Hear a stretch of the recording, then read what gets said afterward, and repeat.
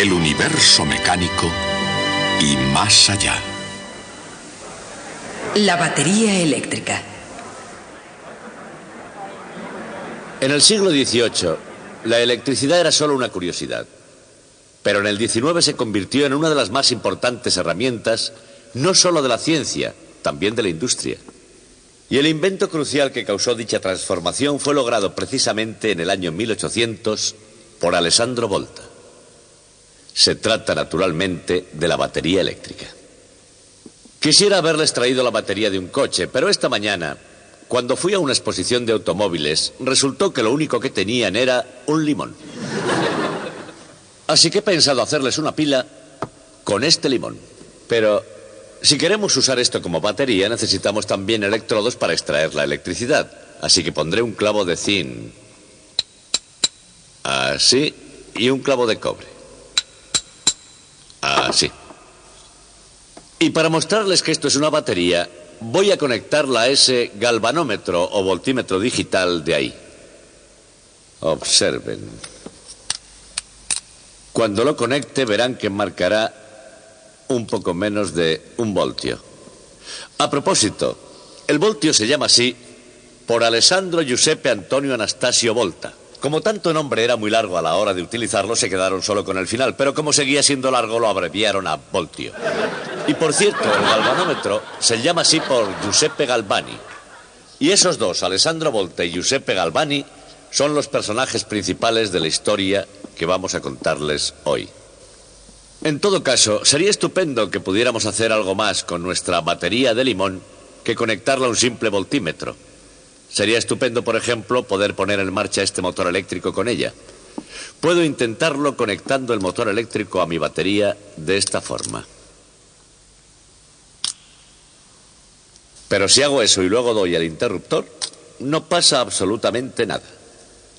Y la razón es que, aunque el limón sea realmente una pila, no es una batería muy buena. No fue diseñado para ser una batería, fue diseñado para ser un limón. Eso significa que aunque salga corriente del limón, no lo hace con la suficiente rapidez como para mover el motor. Lo hace muy, muy lentamente. Pero hay un remedio para eso. Lo que tengo que hacer es recoger y almacenar la corriente del limón en una botella de Leyden, o en una versión moderna de una botella de Leyden, en este condensador.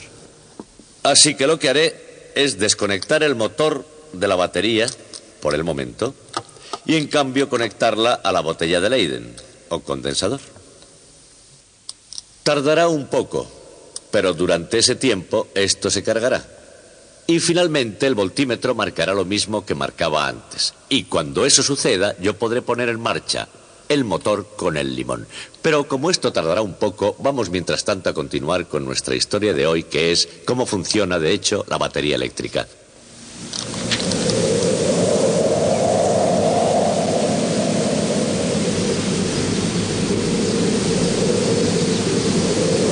La pila eléctrica. Se conoce aproximadamente desde el siglo XIX. Con varios tipos de envolturas y en una gran variedad de situaciones. Pero ¿cómo funciona de hecho? ¿O cómo no funciona cuando ocurre el caso?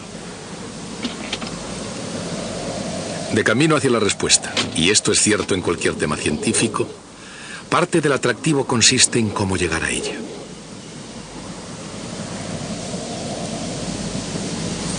Y para entender cómo funciona de verdad una pila, una forma de empezar es construyendo el metal desde el principio.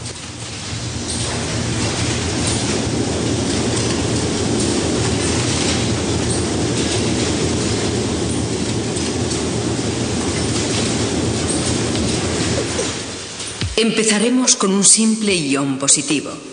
Es un átomo que ha perdido exactamente un electrón. Como tiene una carga positiva, crea energía potencial de atracción, como vemos aquí en el gráfico, para ese electrón que falta. Coloquemos entonces más iones, juntos, uno al lado de otro, añadiendo justo los electrones suficientes para formar un sistema eléctricamente neutro.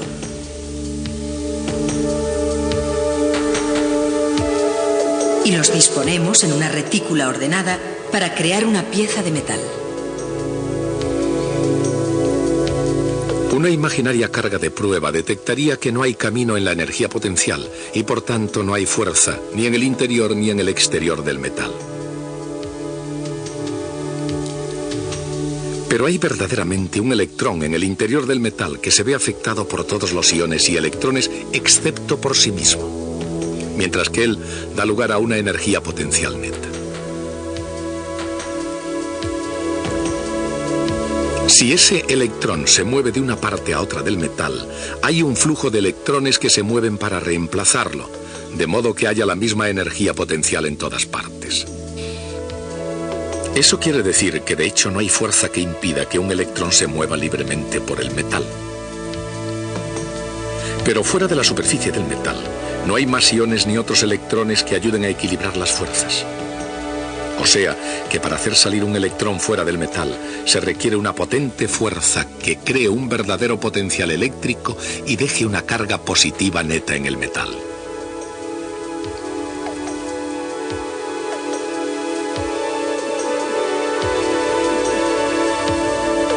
De ese modo, la energía potencial global de un electrón real disminuye bruscamente en la superficie del metal, a un valor inferior, que es el mismo en todo el interior.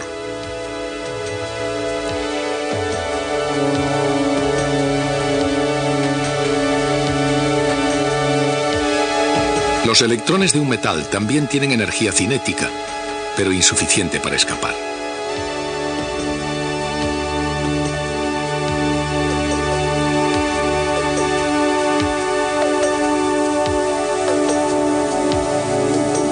El total de energía extra que necesitaría un electrón para escapar de un metal se conoce con el nombre de trabajo de extracción.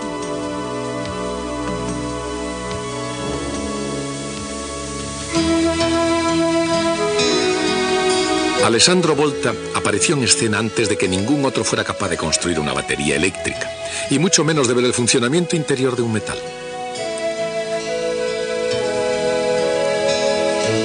Pero Volta tenía un gran conocimiento de los metales, de sus propiedades y de su funcionamiento.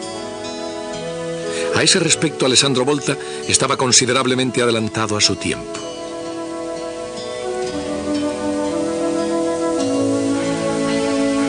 La ciencia era un don que él poseía y que quiso compartir con el resto del mundo.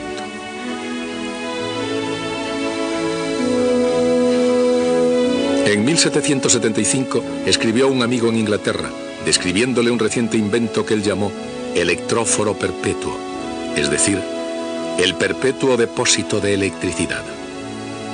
Posteriormente fue conocido como electróforo.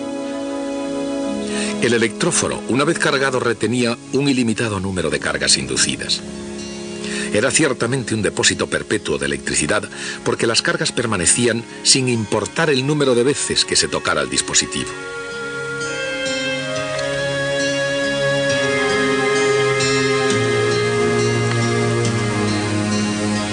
La comunidad científica alabó el logro de Volta y en Inglaterra Joseph Priestley lo consideró el invento más significativo desde la botella de Leyden.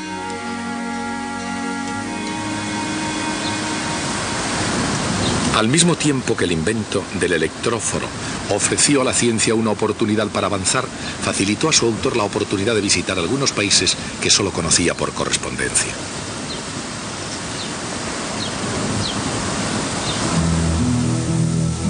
Por ejemplo, en Holanda, Volta estudió la famosa máquina eléctrica de Martinus van Marum.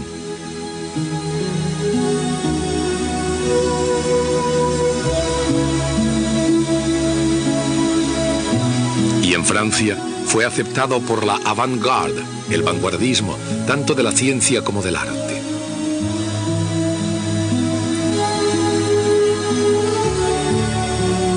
París era la ciudad de Pierre-Simon Laplace, astrónomo y físico matemático, y del gran químico Antoine Lavoisier.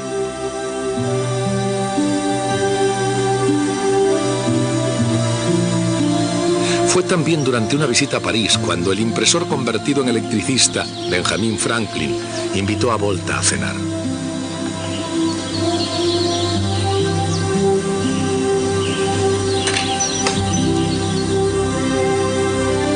Volta llegó a París en 1781 y durante su estancia perfeccionó muchas cosas en el campo de la ciencia. De hecho, en palabras de un admirador parisino, Volta era el Newton de la electricidad. Y era por eso natural que visitara las universidades inglesas antes de volver a Italia.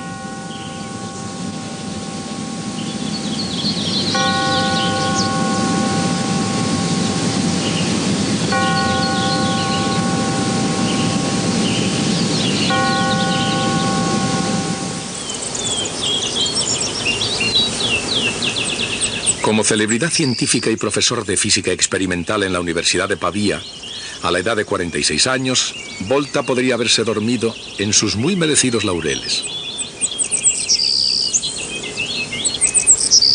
Sin embargo, Volta recibió una oportuna carta de un tal Luigi Galvani. Galvani vivía en Bolonia y, como Volta, era un italiano dedicado a audaces ideas y sorprendentes descubrimientos. Quizá la más osada y escandalosa fue la idea de Galvani llamada electricidad animal. Galvani escribió: es una fuerza vital diferente de la electricidad ordinaria que se puede encontrar en el tejido de una rana.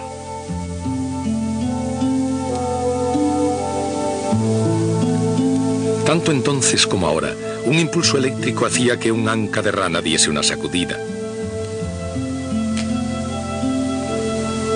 Dicho de otra forma, cuando el nervio del muslo de una rana recién diseccionada recibe un pequeño impulso eléctrico, el músculo se contrae.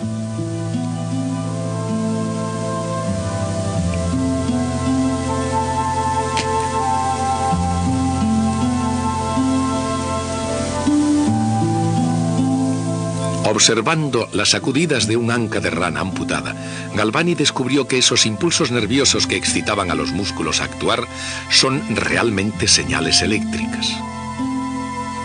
Y esas señales, decía, viajan por todo el cuerpo.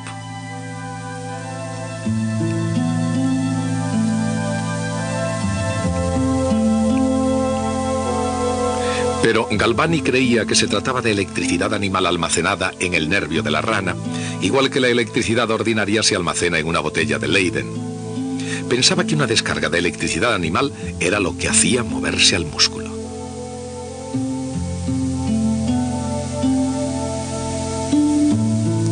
Pero Volta vivió de forma diferente el descubrimiento de Galvani. Más que detectar la llamada electricidad animal por todo el cuerpo, Volta encontró ese impulso solo en el anca de la rana. Y entonces pensó que la electricidad animal era electricidad ordinaria, simplemente una sacudida que habían generado dos metales que se ponían en contacto en un circuito de Galvani.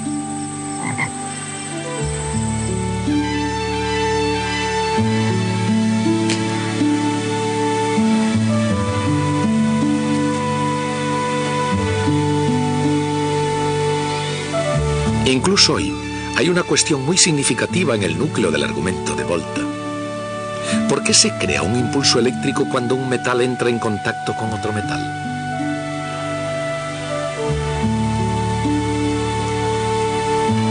Cada metal, el zinc por ejemplo, tiene un potencial de extracción que impide que sus electrones escapen. Pero un metal distinto, el cobre por ejemplo, tiene un potencial de extracción diferente. La diferencia es aproximadamente 1 voltio de potencial eléctrico.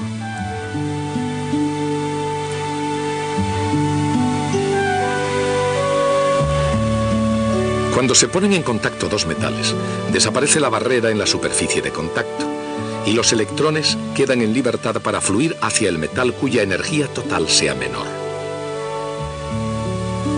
Cuando los electrones fluyen, el metal que abandonan queda con carga positiva y el metal donde se introducen queda cargado negativamente, creándose una diferencia de potencial electrostático que finalmente equilibra la diferencia de energía. Entonces se detiene el flujo. Si separamos ahora esos dos metales, cada uno tendrá una carga eléctrica neta y entre ellos habrá una diferencia de potencial electrostático.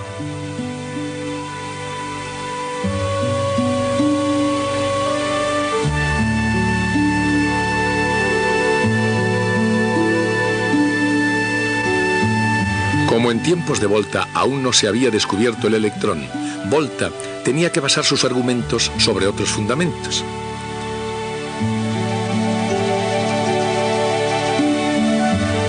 Así que inventó la pila voltaica que recordaba a una anguila eléctrica. Su intención pudo muy bien haber sido la de sorprender a Galvani. En el caso de la anguila, una de las razones por las que produce electricidad es porque hay una determinada cantidad de humedad que fluye entre los discos de sus aletas. Y actúa como un electrolito, es decir, un fluido conteniendo iones positivos y negativos en solución.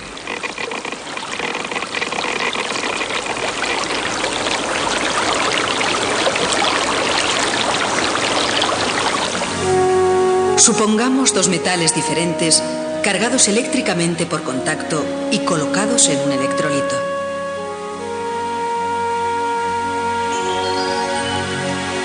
El metal que tiene exceso de electrones atrae los iones positivos de la solución.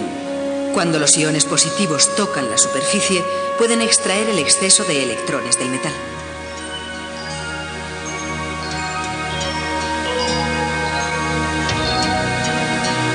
Al mismo tiempo, el otro metal con escasez de electrones atrae iones negativos. Cuando los iones negativos alcanzan la superficie, los electrones perdidos pueden ser reemplazados. De esa forma, el electrolito tiende a llevar a los metales de nuevo a una condición eléctricamente neutra. Si de nuevo entraran en contacto directo, una nueva corriente de electrones volvería a fluir debido a la diferencia que existe entre sus potenciales de extracción.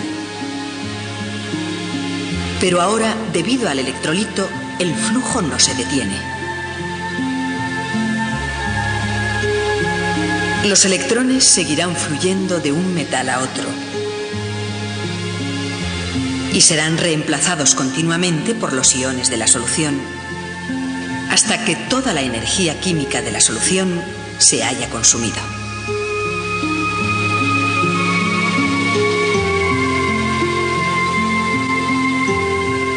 Pero hasta que eso sucede, la batería arroja luz sobre la física y la química.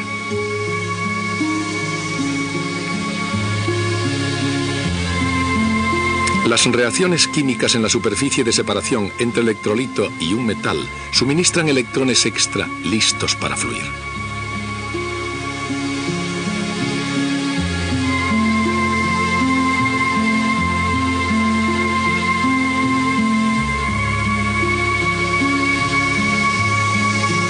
En el punto donde un metal se pone en contacto con otro metal, la diferencia en la energía de los electrones que hay en su interior los pone en circulación.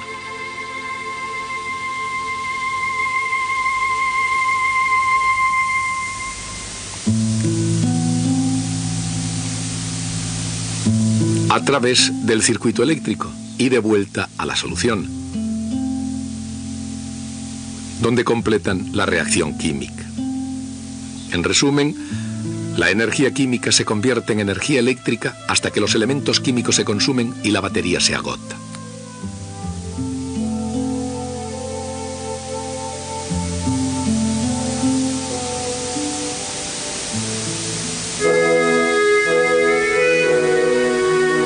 Esta es la teoría que hay detrás del invento de Volta, y en cierta medida la razón por la que la batería eléctrica y la anguila eléctrica funcionan de la misma manera.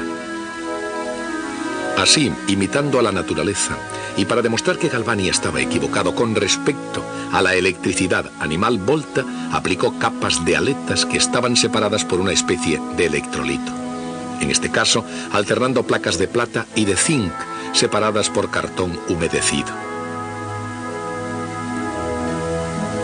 Aquí, igual que con la anguila, en la humedad estaba el truco. El truco de actuar como un electrolito. Y al igual que con el electróforo, este invento también fue recibido con gran éxito.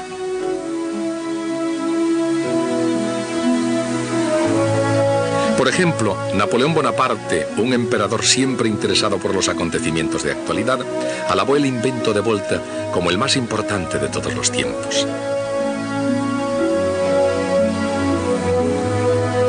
Y aunque eso sea opinable, De lo que no cabe duda es que Volta había elaborado la primera batería eléctrica.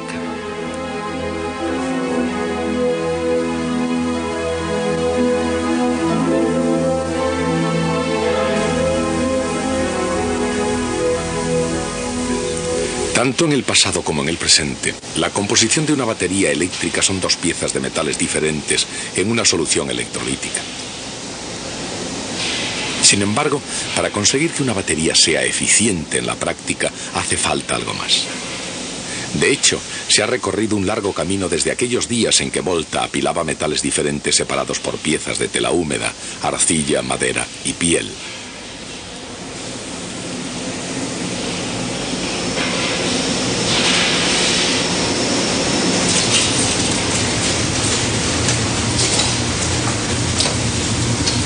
Ahora, por ejemplo, los hornos funden pesadas barras de plomo.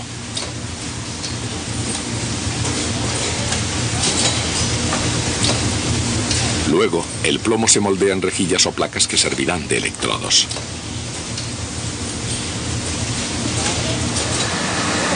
Aquí, las placas se recubren con una pasta, una mezcla de óxido de plomo, ácido y agua.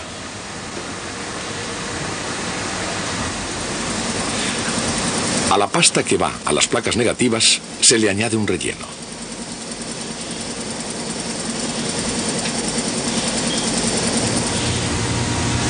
Después se ensamblan las placas alternando positivas y negativas con una trama de fibra de vidrio entre cada par de placas.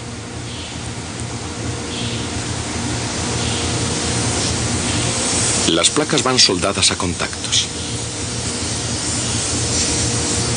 Se colocan en el interior de unos recipientes de plástico y se fijan.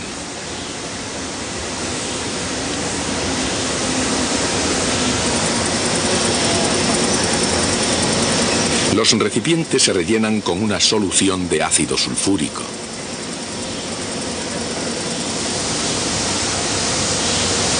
Y finalmente, en el interior del recipiente, las placas de plomo y el electrolito circundante quedan transformados en baterías eléctricas.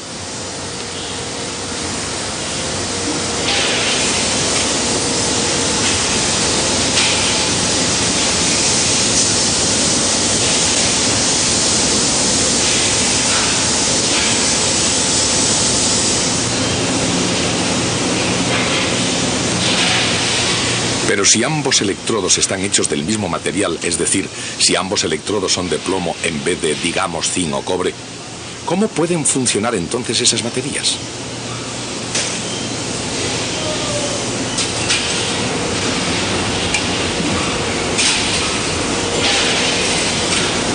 La respuesta nos la facilitó un científico francés llamado Raymond Planté, que descubrió este nuevo modo de hacer una batería.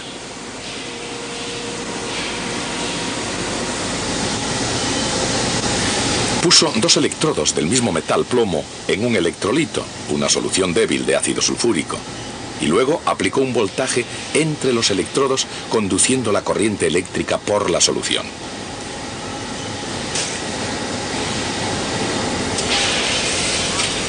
Esto tuvo el efecto de oxidar un electrodo, cambiando su potencial de extracción.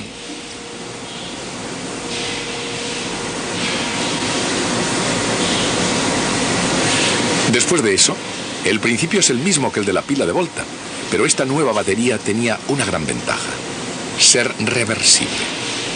Una vez cargada, ya se podía utilizar. Y después de usada y descargada, se podía cargar de nuevo. Esa es la idea básica del moderno acumulador plomo-ácido, la batería del automóvil. Por supuesto que el automóvil de hoy tiene muchas más cosas que una batería. Pero a pesar de todo, es eso exactamente lo que hace que esas complejas máquinas se pongan en marcha. Así que todos los conductores del mundo le deben mucho a Alessandro Volta. Tanto los que merecen alabanzas como los que merecen críticas ácidas como un limón.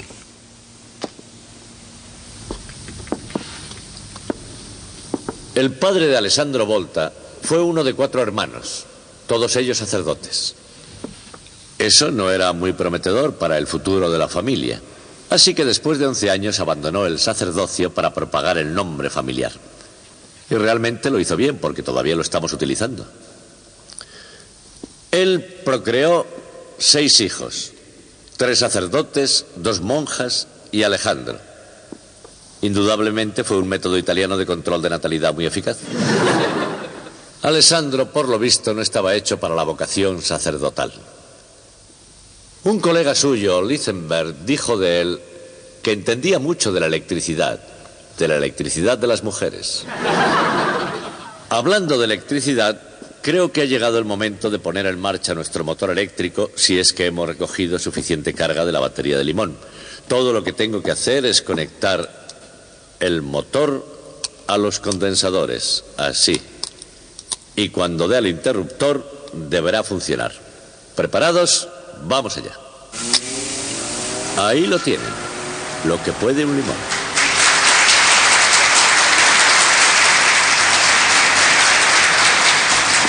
Bien, como ya no tengo forma de mejorarlo, seguiremos con estas cosas otro día.